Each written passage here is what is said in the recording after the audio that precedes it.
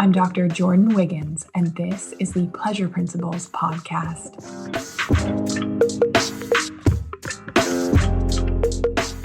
Join me on this journey where sex, science, and sensuality meet. Let's change the conversation around sex and pleasure together.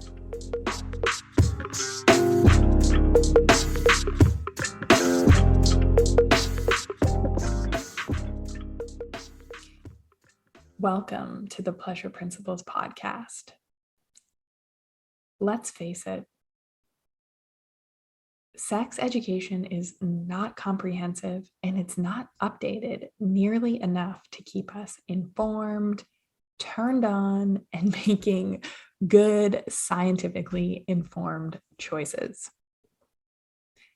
When was the last time you learned anything about sexual health education? My guess is that it has probably been years. Imagine how much more new, updated, accurate information is available now that would keep you and your partner or partners coming back for more. Women's sexual health is treated as a shame-filled, embarrassing topic that we don't even feel comfortable talking about. Whether it be family values, religious beliefs, a lack of vocabulary, or cultural norms, women everywhere face some sort of stigma around their sexual pleasure and making their pleasure the forefront of a sexual encounter. This leaves women uneducated, believing myths, and accepting mediocre sex as the norm.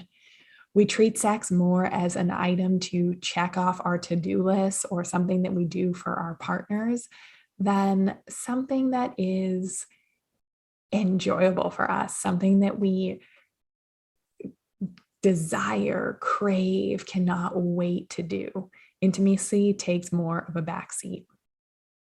My sex ed focused on abstinence and shame, and so many of the women that we work with in the Pleasure Collective still carry around these wounds of what they learned about themselves and their bodies at young, impressionable ages.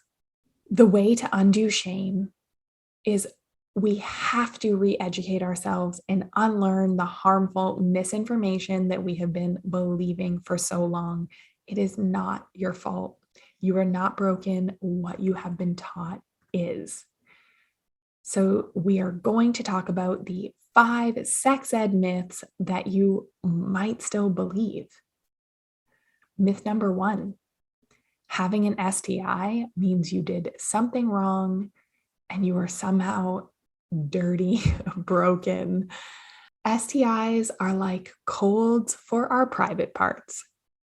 You're not embarrassed that you caught a cold from someone at your office. So why should you be embarrassed when you catch what is essentially the same thing? I work with women, and it's not a small number, who still carry around shame about an STI that they had 15 years ago, and who identify the shame and guilt associated with that old STI with their current blocks around their sexual desire today. What we can do is use protection, be a responsible sexual partner by getting tested regularly. Yes, even if you are in a committed relationship. I took my whole team to the sexual health clinic to get tested, and some people have been married for 6 or 7 years, but it doesn't matter.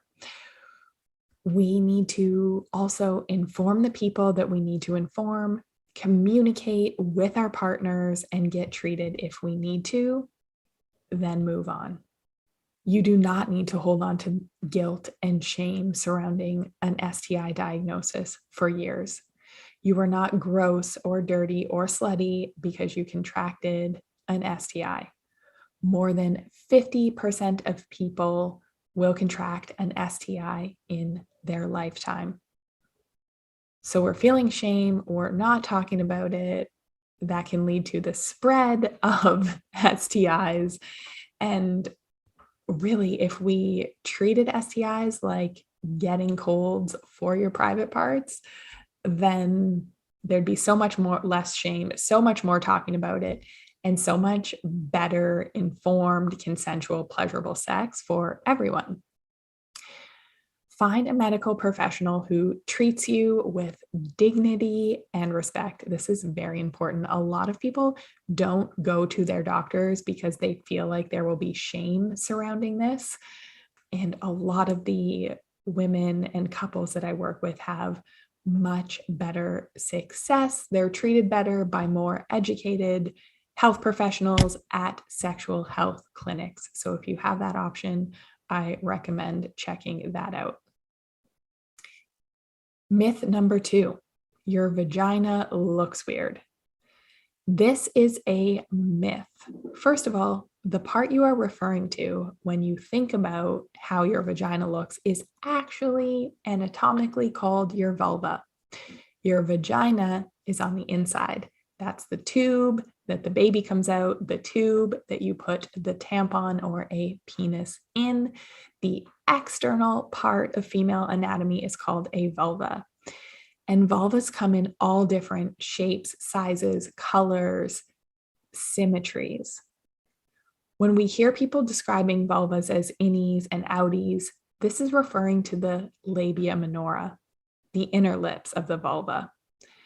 Outies are vulvas that have labia minora that are visible, and innies are vulvas where the labia minora are not visible from observing the vulva. Both are very normal kinds of vulvas. And how insane is it that we have to even feel shame about the way our vulvas naturally look? Cosmetic surgeries for vulvas are on the rise, and it is one of the fastest growing cosmetic procedures. If you notice any change in skin color or texture or unusual discharge, you should talk to your doctor. But if you are feeling shame around the way that your vulva naturally looks, this is usually because of pornography and an entire industry that is profiting off of our insecurities about our own bodies. More on that in my book, In the Pink Canary. But for our purposes today, I want you to talk to your sons and daughters. Talk to your own vulva and tell her she's beautiful exactly the way she is, because it's true. And it's just what we have been taught to believe that is the problem, not our actual anatomy in its perfect form, exactly as it is. If you are feeling shame about the way your vulva looks, you are definitely not present enough in a sexual encounter to be fully enjoying yourself. So do not let what an entire industry, which is made to make women feel shame about their bodies so that they purchase things, impact your pleasure. Myth number 3, the best sex for men and people with vulvas is penetration. Penetration is not the gold standard for heterosex, even though we have been taught it is. This may be one of the biggest and most harmful myths because less than 30% of women reliably orgasm from penetration alone. Sex is so much more exciting, and there is so much more to explore than just penetration. If you are stuck in the same routine, the same rut with your partner, you kiss, there's a little foreplay, and then it is P and V sex, it's like you're going to a restaurant and ordering the same thing off the menu over and over and over. You are missing out on a lot. So you should talk to me and my team. Because if you are one of the 70% of women that does not reliably orgasm from penetration, sex is going to become less and less pleasurable over time, and you're going to end up with a desire issue, wanting it less and less. And you're constantly going to be thinking that something is wrong with you when that's not the case. You are in the majority of women, the 70% of women that does not orgasm from penetration alone. So I want to reiterate here that you are not broken. What you have been taught is the goal, the standard that you are setting for yourself in your relationship and how you have sex. That's the problem, not you, not your body, not how it works, and not how you can achieve orgasm. Myth number 4. You can tell when a woman loses her virginity. First off, I want to start by saying the concept of virginity is outdated and really more of a social construct than anything medical or concrete. But strictly biologically speaking, there is no accurate way to determine if a woman has lost her virginity based on whether her hymen is intact. The hymen is a membrane that partially closes the vaginal opening. The configuration of the hymen is different for every woman and can be as small as a pinpoint. Some women are born without a hymen, and due to hormonal changes, hymens can atrophy towards the end of adolescence and become much less noticeable. You should also know the truth is, if you bleed the first time you have intercourse, it's more likely due to small tears due to a lack of education and inadequate arousal than your hymen breaking or cherry popping, what do the kids call it? Some women who have been sexually active for years still have an intact hymen. In other words, this is not a reliable means of predicting sexual activity in women. This is a concept. It is outdated and proved to be false. And if anyone is bringing up a question about a woman's virginity, I think we should counter it with someone's number of sexual partners is none of your business. And until we start equally talking about a way to measure men's number of sexual partners, this is just a conversation that we should not be having. And while we're talking about vaginas and sex myths, there is no physical way to indicate how many people you've had sex with, how big their penis was, or how many babies you've had by the looseness or tightness of your vagina. There's no anatomical difference between a woman who has had sex 100 times with 100 different people and one who has had sex 100 times with the same person. Vaginas are like a muscle. They can be hypertonic, and that means sort of tight, and this can often lead to painful sex. And tight doesn't necessarily mean tight for the penis, because there's a lot of factors here, and we don't often talk about penis size. We talk about hot dog in a hallway, like vagina was too big. Well, what if penis was too small? But vaginas are like a muscle. They can be strengthened, they can be toned, they can also be hypertonic, like I said, which is too tight and often a cause of pelvic pain. And too tight as far as musculature goes, not about how it feels towards a penis. Myth number 5, sex is a drive. We hear the term sex drive all the time. Hunger is a drive.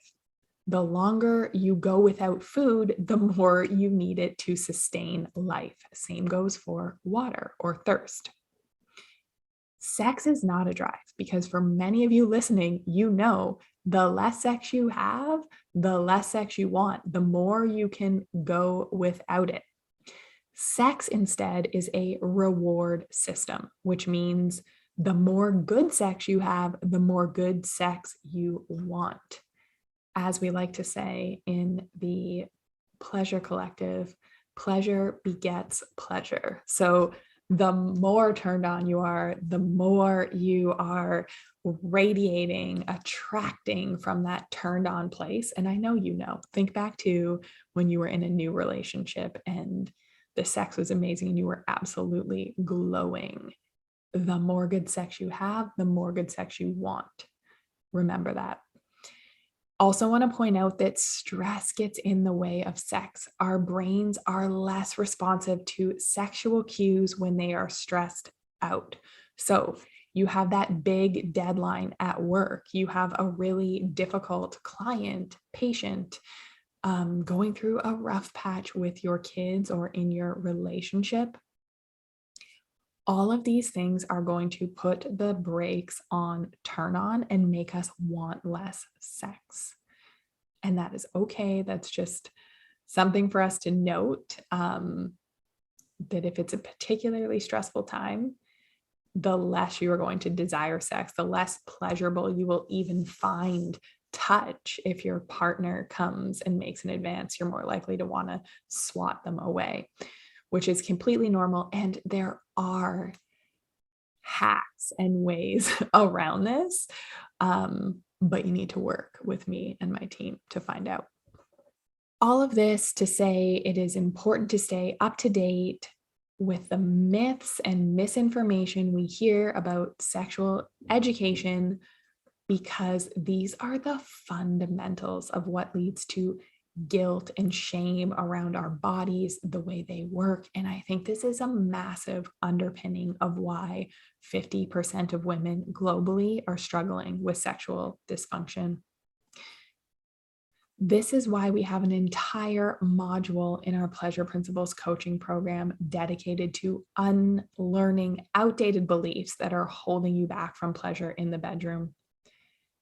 If your sex education is holding you back from enjoying and desiring the kind of sex that you and your partners deserve, visit www.thepleasurecollective.com/The Pleasure Principles to learn more about how you can improve your libido in 12 weeks. If you'd be interested in a podcast that dives deeper into these topics of sexual health education, particularly around how comprehensive sex ed has to include consent and pleasure, let me know. Follow me on Instagram at Dr. Jordin Wiggins and make sure to give this podcast a 5-star rating. It helps me reach other women and spread the message that pleasure isn't bad and there is help for you, your relationship, your partner. Remember that you deserve love, connection, and better sex than you ever thought possible. Have a great week, everybody.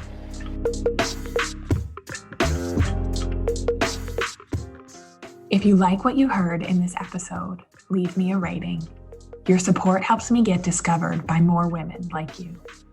Together, we can change the conversation around women's sexual health and pleasure for you, your partners, and generations to come.